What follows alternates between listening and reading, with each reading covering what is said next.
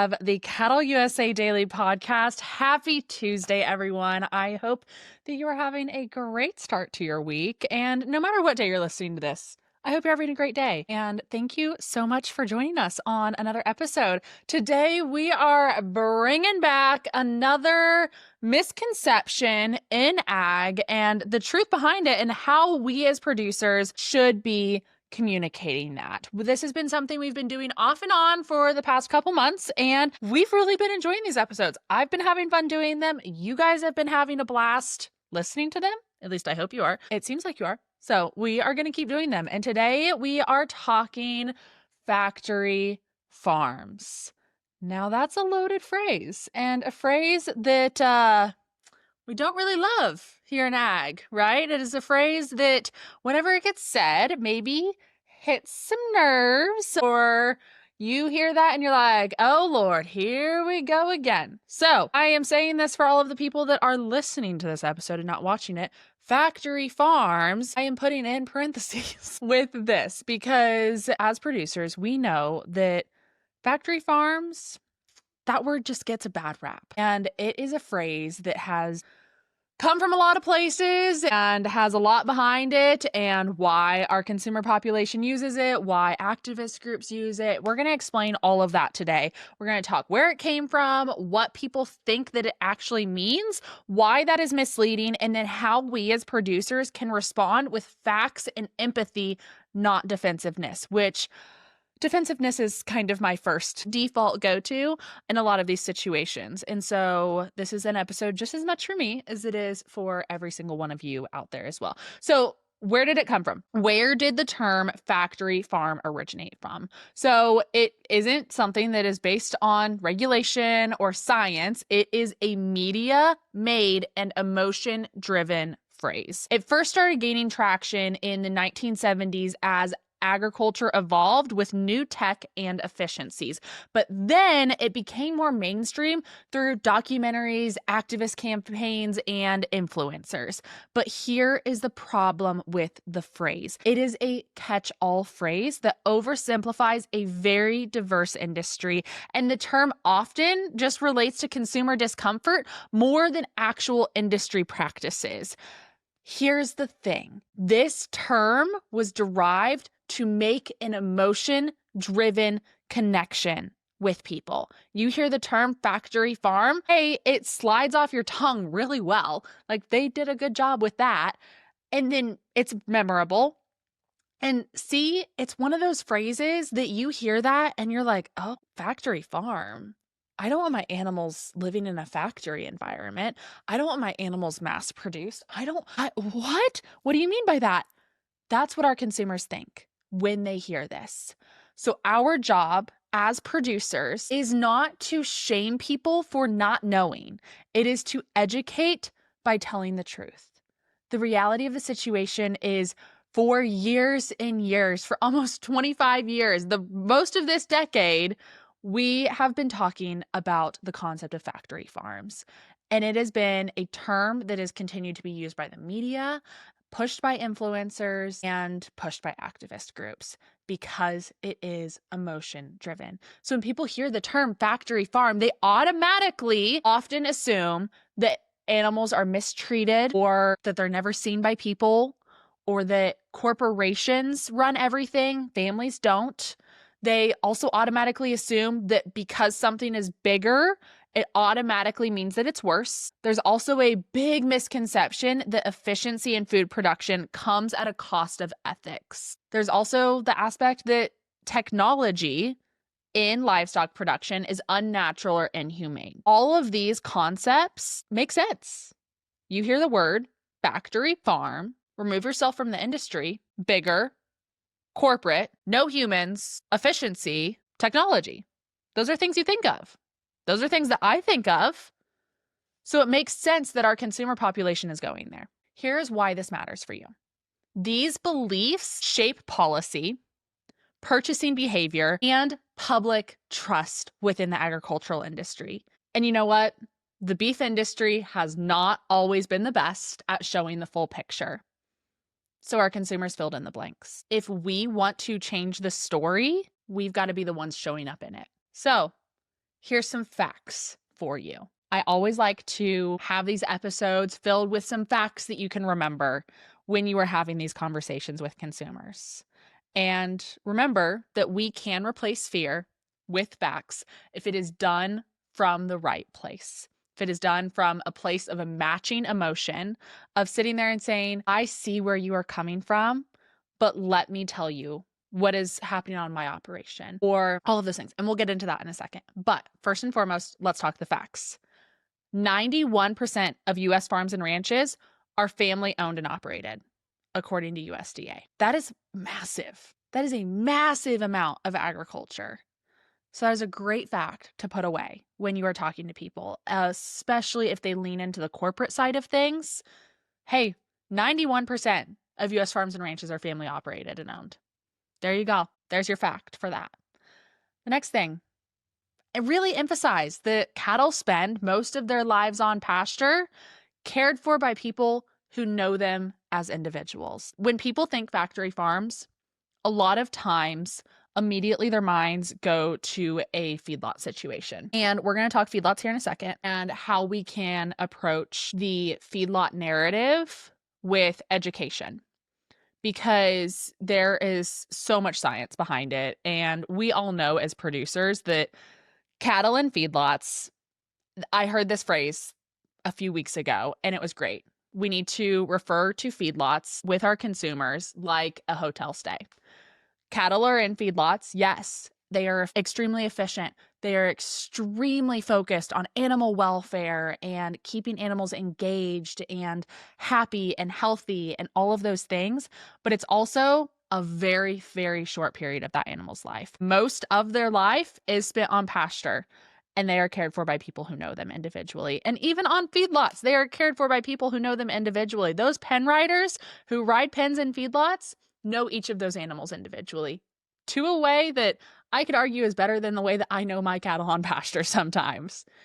The next thing, with modern facilities, we need to emphasize that they are designed to reduce stress and promote animal welfare. Whether it is a facility design at your operation or whether it is a facility design when you are talking feedlots, remember that they are designed to reduce stress and promote animal welfare, and we are continuously bringing out more research on how to improve animal welfare in every scenario and situation. And then also really lean into technology. Don't be afraid to talk about technology. Technology is great and we love using it because it gives us things like nutrition plans, vet care, diagnoses, daily checks and record keeping. It makes all of these things easier, and I could go on for hours of all of the ways that we use technology in our industry. So don't shy away from that. Explain it and explain how you use it in your operation. And then explain that the size of an operation does not dictate its care. Values do. I would never say this to a consumer, but as from a producer to producer conversation, it is one of those situations and scenarios that we know just as well that an operation that has 500 cattle could care for its cattle better than an operation that has 20. We've all seen it. Every single one of us, I guarantee you, has seen that. And it is important to remember that lean into the value side there. I would never share that with a consumer, that little tidbit that I just said. I would never say that in a consumer conversation because I don't want to shine a bad rap on any part of agriculture. I don't want to talk bad on any part and that has a negative connotation to it. But it is important to remember that size does not dictate its care. Values do. And then with those values, I encourage you that when you say values do, share about your family's values, share about your operational values, and make it personal. The thing is, guys, we are not factories, we are families. And every single decision that we make balances animal care, land stewardship, and long-term sustainability within agriculture. And it is so important that as producers within agriculture, we continue to stand up for each of those pillars and that we are the voices for all of them throughout the time. So here's how to respond. Responding to consumers is difficult, especially if you're having a conversation that feels like it's going nowhere. But here's the thing. It is our responsibility to be prepared to respond when we get asked questions. So first and foremost, what does not work? Getting defensive, shaming people for not knowing, and trying to outstat emotion. All three of those are going to fly right over their heads, goodbye conversation, you are done.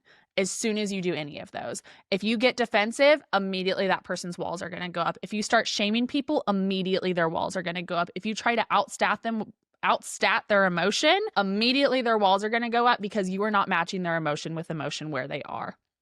Here's what does work. You need to acknowledge that people are asking questions because they care.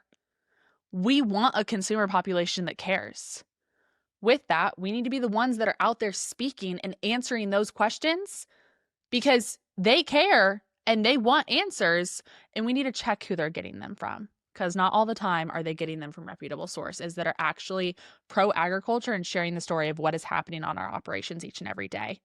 I want you to offer real life examples of what your day looks like. Checking cattle, walking pens, feeding, watching for health signs. What does your day look like? And bring in your family to it, especially with this factory farm topic scenario that we are talking about. Bring your family into the conversation. Talk about a multi-generational operation, or how your family is involved, or how your husband's involved, or your brothers, sisters, kids. And even if you're not on a family operation, bring in the familial aspect of it and how you care as an operator and everything that goes along with that. Make it personal, and then lead with lived experiences. For example, you say something like, on our place, on our operation, in my experience. Share a lived experience and make it personal. The next thing, avoid the term factory altogether. Keep it out of the conversation. If someone approaches you about factory farms, don't say the word factory when you're explaining it. I would instead say something like commercial beef operation, family-run operation, multi-generational ranch, or feed yard. And then here's where we're going to talk about feed yards. And then explain what a feed yard is, and that it is the most efficient and humane way to feed cattle for the short period of time that they are there. In a feed yard conversation, things to avoid are emphasizing that it is the end of the animal's life, and emphasizing that also most of our consumers don't know what a feed yard is. So that's why I said use the word feed yard, but then explain what a feed yard is. And I would say it almost in the exact way that I just did, that it is the most efficient and humane way to feed cattle for the short period of time that they are there. You don't need to go into a whole lot more detail. I think sometimes if you open a can of worms, you need to be prepared to answer the questions for it. And unfortunately, as producers, we know that the feed yard industry is a massive part of our industry, and it is such a vital part of our industry, but it is also the part that gets the most flack. It is the part that is not as glamorous as calving cows on prairie meadows in the Flint Hills. It's not as pretty. Like, if you compare a picture of that to a picture of a steer in a feedlot, it's just, from a visual aspect, it's not as pretty. And so, unfortunately, the feed yard industry gets the most flack. So if you're going to open up that can of worms, be ready to answer the questions that come with it. If you're not comfortable talking about feedlots, if you're not comfortable sharing the realness behind it and the story and backing that up with facts, I encourage you to not open that can of worms. Unless someone specifically asks about it, I would just stay away from it for the most part. If you can, in a factory farm situation and scenario, really just lean into, hey, 91% of operations are family owned, and really lean into that, and then lean heavily into your lived experience and not talking about something that you aren't fully comfortable talking about. So I want to end with some tips for you guys when having conversations with consumers. I want you to use curiosity over correction every single time. Instead of saying, this is how you should think, or this is the correct answer to that, ask questions. Say, where did you hear that? Or, I would love to talk about that, but first and foremost, tell me a little bit about yourself and your background, and ask questions about that person and their life and where they're hearing these things, and just lead with curiosity, and you'll be amazed at where a conversation can go. And then next thing, invite someone to ask questions. Not all the time when you're having a conversation, Is it apparent that you are open to questions about what you are talking about, especially if you are in a larger group situation and scenario? I always lead with, and please, at any point in time, if you have a question about something that I am saying, please raise your hand or interrupt me. I am more than happy to answer those questions as they come up so you don't have to wait until the end. And just really reminding people that, hey, I want you to ask questions. I want this to be an engaging conversation, not me speaking at you. Because if I'm speaking at you, you're not actually going to be engaged. But if we're having an engaging conversation, I'm answering your questions, you're going to be. I also want you to offer a tour, a video, or a look behind the lens of what your operation looks like. So that's a great way to end conversations of if it's something that you and your operation are open to, like I would love to have you or your organization or your school or anything like that out to our operation so that you can see the real behind the scenes of what a family run operation looks like and what an animal's life cycle looks like in the cattle industry or something like that. I always love ending conversations with that because 9 times out of 10, they're not going to take you up on that. But that is you opening the door and showing that like, hey, we have nothing to hide and you are welcome at our operation at any point in time. We would love to have you. The last and final thing is I want you to keep it short and human. It's not perfect, but we care a lot. There you go. Like it does not have to be perfect. Does not have to be perfect, but show how much we care. Show how much the cattle industry cares about what we are doing and lean into your lived experience.